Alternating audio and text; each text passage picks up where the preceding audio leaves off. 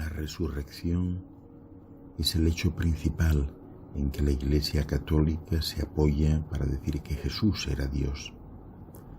Sin embargo, quienes escribieron sobre este hecho, los 4 evangelistas, no se ponen de acuerdo en la narración de estos planteamientos fundamentales, lo cual no es lógico, pues Mateo, por ejemplo, escribe en el capítulo 12, versículo 40, que Jesús había dicho estas palabras: el Hijo del Hombre estará 3 días y 3 noches en el corazón de la tierra.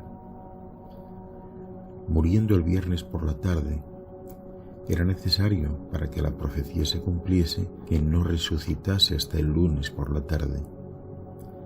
Habiendo desaparecido el cuerpo el domingo de madrugada, resulta que no estuvo en el sepulcro más que 1 día y 2 noches, y que la prisa de los evangelistas en resucitarle hace salir falsa la profecía.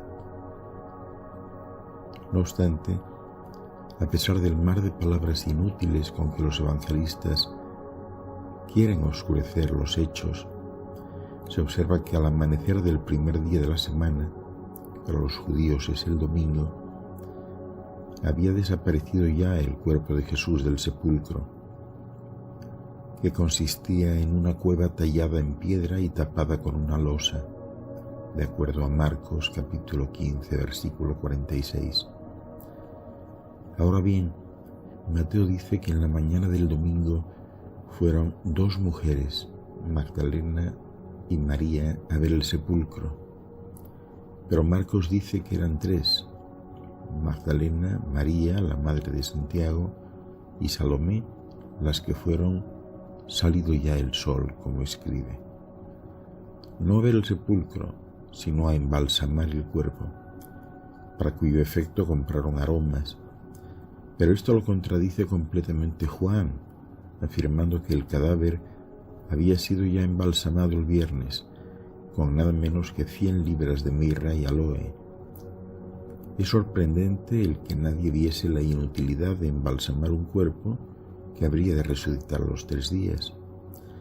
Igualmente Juan contradice a sus compañeros, asegurando que sólo María Magdalena fue a visitar el sepulcro. Y esto no ocurrió salido ya el sol, según dice Mateo, sino cuando aún era oscuro, tal y como establece Juan en el capítulo 20, versículo 1. Mateo escribe que ocurrió un gran terremoto y que un ángel bajó del cielo y, quitando la piedra de la entrada, se sentó sobre ella. Igualmente asegura que el tal ángel estaba vestido de blanco y tenía el aspecto de un relámpago. Esto aparece en Mateo capítulo 28, versículo 1. Marcos lo contradice, diciéndonos que no era un ángel, sino un mancebo sin relámpago, que se hallaba sentado no afuera, sino adentro, tal y como aparece en Marcos capítulo 16, versículo 1.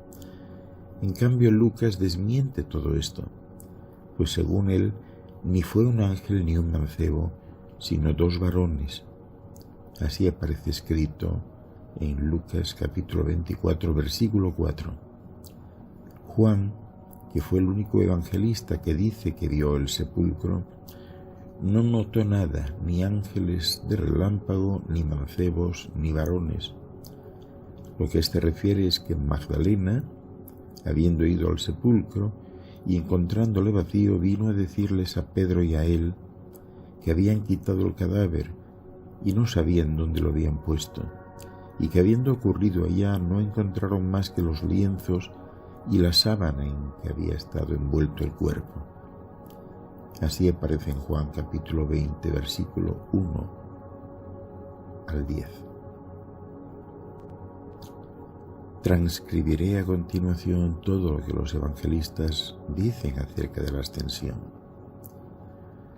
En Lucas capítulo 24, versículo 51, se puede leer: y aconteció que mientras los bendecía se separó de ellos y fue llevado arriba al cielo. En Marcos capítulo 16, versículo 19, también se puede leer: y el Señor Jesús, después que les habló, fue recibido arriba en el cielo y se sentó a la diestra de Dios. Mateo, curiosamente, no dice nada sobre el particular, un aspecto tan fundamental en la vida y obra de Jesús de Nazaret, y Juan tampoco dice una palabra al respecto. Tal y como se puede observar, los evangelistas, después de resucitar a Jesús, dan la impresión de no saber qué hacer con él, porque Marcos y Lucas dicen que subió al cielo, a pesar de que, como sabemos, ni uno ni otro fueron discípulos, ni vieron semejante ascensión, lo cual no impide a Marcos asegurarnos que al llegar Jesús tomó asiento a la derecha de Dios. Si se lee con detenimiento el capítulo 16 de Marcos, desde el versículo 1 al versículo 20, se puede observar que la ascensión no la presenciaron más que los 11 discípulos que estaban sentados a la mesa, resultando que Jesús, al elevarse, tuvo que atravesar el techo de la habitación, circunstancia conocida de muy pocos, pero he aquí otra contradicción, ya que según Lucas no fue dentro de una habitación, sino que Jesús los llevó a Betania. Así se lee en el capítulo 24, versículo 50. Betania está a unos 5 kilómetros de Jerusalén, teniendo allí lugar la ascensión. Aquí Jesús hace la subida en campo raso, y aún es más, dicha ascensión tuvo que ser presenciada de noche, porque efectivamente este evangelista dice en el versículo 29 que cuando llegaron los discípulos a Emaús, una aldea que está a 4 horas de camino a pie desde Jerusalén, pues comieron volviendo a Jerusalén, donde se encontraron con los otros discípulos. Entonces se les apareció Jesús, comieron y hablaron nuevamente, saliendo después hasta Betania, con todo lo cual tenía que haber llegado por la noche. Si se añade que el que cuenta estas cosas es el famoso Lucas, el mismo que dice que escribió de oídas, se puede medir mejor el crédito que merecen sus palabras. En resumen, que ni aun los dos únicos evangelistas que nos refieren estos absurdos están de acuerdo ni cómo ni dónde tuvo lugar la ascensión, este hecho tan crucial y fundamental en la vida terrenal de Jesús de Nazaret.